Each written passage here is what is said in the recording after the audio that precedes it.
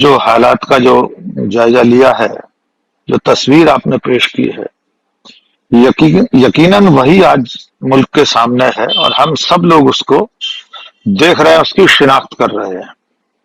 लेकिन ऐसा हो क्यों रहा है, इसकी जड़ में जाने की जरूरत है।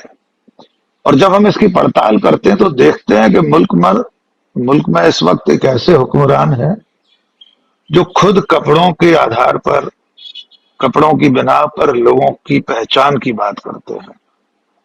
और जो जयपुर मुंबई एक्सप्रेस में हुआ, वो कपड़ों और वेशभूषा के आधार पर, उसकी जो दाढ़ी वगैरह थी उन लोगों की, उसके आधार पर उस हत्यारे ने उनकी शिनाख्त की और एक एक करके चुन चुन कर उन्हें गोली मारी।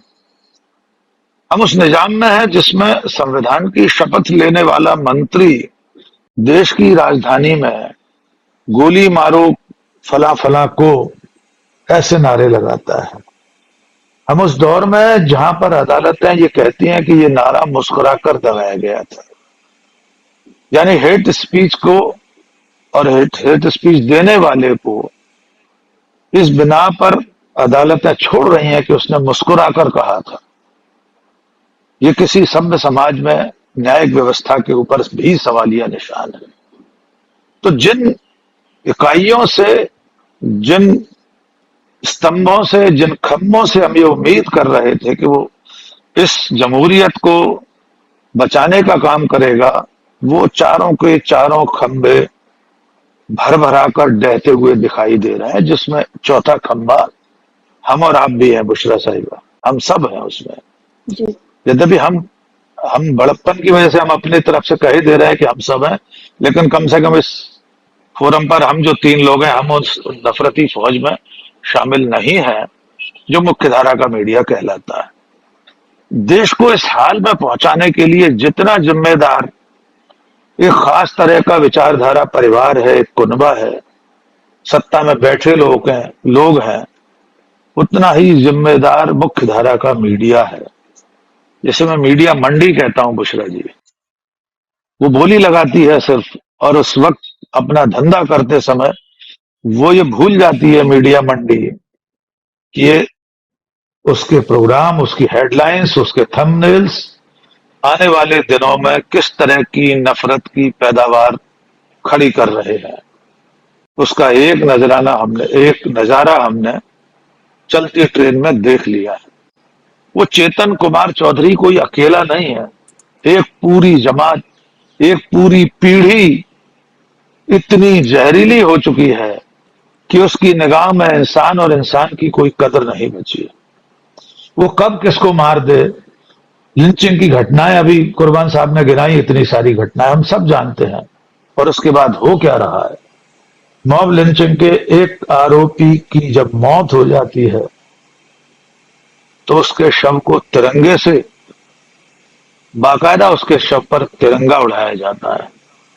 क्या दुनिया के किसी सभ्य समाज में, किसी मुल्क में इस बात की कल्पना की जा सकती है कि कत्ल का आरोपी, एक मुलजिम, अगर वो किसी कारण से उसकी मौत हो गई तो उस देश का राष्ट्रीय ध्वज उसकी लाश पर उड़ाया जाएगा? हमने ये देखा है। जी। मॉब लिंचिंग के आरोपियों का स्वागत होता है, उन्हें मालाएं पहनाई जाती हैं, जय जय श्री राम के नारे लगाए जाते हैं। और यह सब स्टेट स्पॉन्सर्ड है, राज्य प्रायोजित है, यहां से लेकर मणिपुर तक। मणिपुर की आपने जिक्र किया था, सुप्रीम कोर्ट ने बहुत साफ कहा है, चीफ जस्टिस ऑफ इंडिया ने यह कहा है कि हमें ऐसा लगता है कि मणिपुर में कानून व्यवस्था नाम की कोई चीज नहीं बची है। इसके बाद भी वो सरकार कायम रहेगी, वो सरकार बनी रहेगी। इतना निर्लज्ज, इतना बेशर्म समय आ गया है ये। जब चुनाव होते हैं तो हिंदू मुसलमान करने की इंतहा हो जाती है। प्रधानमंत्री कहते हैं ईद पर बिजली आती है तो होली पर भी मिलना चाहिए।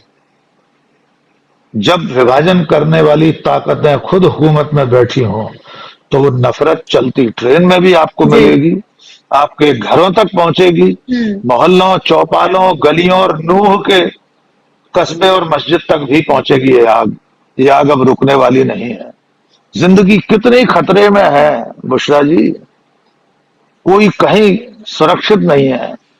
एक शेर मुझे याद जी। आता है, घर से निकला हूं अब अलविदा कहिए, घर से निकला हूं अब अलविदा कहिए, अब मुझे सुपुर्दे खुदा खुदा कहिए। हम नहीं जानते घर से जी निकलेंगे तो सचमुच वापस लौटेंगे कि नहीं। हमें कौन किस बिल्कुल, और चिराग के यही आधार डर। पर मार देगा। जी। जी बिल्कुल, वो जी रही है फिलहाल। देखिए जी, सिर्फ इलेक्शन तक तो महदूद नहीं रहने वाला। उनका जो अंतिम लक्ष्य है, उनका जो टारगेट है, वो इस देश को हिंदू राष्ट्र बनाने का ही है। आपने जिक्र किया था उस संत समागम का, यद्यपि मैं उसे संत सम्मेलन भी नहीं कहना चाहता, उनमें से कोई संत नहीं था। उनके नाम भी लेने में यति नरसिंहानंद इत्यादि इत्यादि, बहुत खेद होता है उनके नाम लेने में। उसके बाद प्रयागराज में हिंदू राष्ट्र का संविधान बनाने के लिए बाकायदा समिति बनी थी और शायद उसे 2023 के माघ मेले तक संविधान प्रस्तुत करना है। मेरा एक वीडियो है, मुझे देखना पड़ेगा कब उन्हें बनाकर देना था। आप सोचिए, जिस देश में अलग खालिस्तान की मांग गैर कानूनी है, उस देश में हिंदू राष्ट्र बनाने की मांग गैर कानूनी क्यों नहीं हो सकती? क्यों नहीं उस पर कार्रवाई होना चाहिए? आपने राम मंदिर का जिक्र किया। कल कुर्बान साहिब, कल गृह मंत्री अमित शाह इंदौर में थे। उन्होंने कहा माननीय नरेंद्र मोदी के नेतृत्व में सुप्रीम कोर्ट ने राम मंदिर का फैसला सुनाया। यानी इस देश में पहली बार ऐसा हो रहा है कि सुप्रीम कोर्ट के अंतिम निर्णय का श्रेय भी प्रधानमंत्री को दिया जा रहा है। ये वाक्य है, आप चेक कर लीजिएगा, ट्विटर पर सब जगह आपको मिल जाएगा। अमित शाह ने कहा कि माननीय नरेंद्र मोदी के नेतृत्व में सुप्रीम कोर्ट ने यह निर्णय किया और राम मंदिर का रास्ता तय हुआ। जब व्यवस्था के खिलाफ पूरी व्यवस्था एक विचारधारा के तहत चल रही हो, सारे अंग उसके प्रभाव में हो, और जनता भी, माफ कीजिए, आप दोनों के अलावा मैं ही उस बहुसंख्यक समाज से हूं। मैं तो खैर धर्म जाति की सब बेड़ियां वर्षों पहले तोड़ चुका हूं। मैं तो इंसानियत के धर्म में यकीन करता हूं। मेरी जाति जिंदगी से लेकर मेरा पूरा कुनबा, यद्यपि ये फोरम नहीं है उसका जिक्र करने का, फिर भी मैं ये जी कहना चाहता हूं कि बहुसंख्यक समाज इस देश का पागल हो चुका है। जिस आंकड़े का जिक्र कर रहे हैं कुर्बान साहब, मैं तो हमेशा इन लोगों से पूछता हूं कि तुम 100 करोड़ होकर अगर खतरे में हो तो तुमसे ज्यादा कायर, नकारा और कोई हो ही नहीं सकता। वो भी तब जब तुम्हारा हिंदू हृदय सम्राट प्रधानमंत्री है। तुम्हारे हिसाब से पूरा नक्शा तुमने भगवा कर लिया है, फिर भी इतना डरे हुए हो। किससे डरे हुए हो? 18 लोगों से। तुम तो 82 हो, फिर क्यों डरे हुए हो भाई? इतिहास की बात कही कुर्बान साहब ने। सच बात यह है कि ये जो विकृत इतिहास इन लोगों को परोसा गया सोशल मीडिया के जरिए, व्हाट्सएप यूनिवर्सिटी के जरिए, इनको नहीं मालूम कि औरंगजेब के दरबार में सबसे ज्यादा हिंदू राजा थे। इनको नहीं मालूम औरंगजेब के समय दुनिया की कुल वित्त व्यवस्था में 27% 21% योगदान भारत का था औरंगजेब के समय। इनको जो गलत इतिहास पढ़ाया गया हिंदू मुसलमान करने के लिए, सिर्फ नफरत की राजनीति के लिए, और ये सिर्फ सत्ता हासिल करने तक रुकने बिल्कुल। वाला और नहीं है। राकेश जी, ये बिल्कुल, और जो एक पट्टी आंखों पर पड़ गई है वो लग नहीं रहा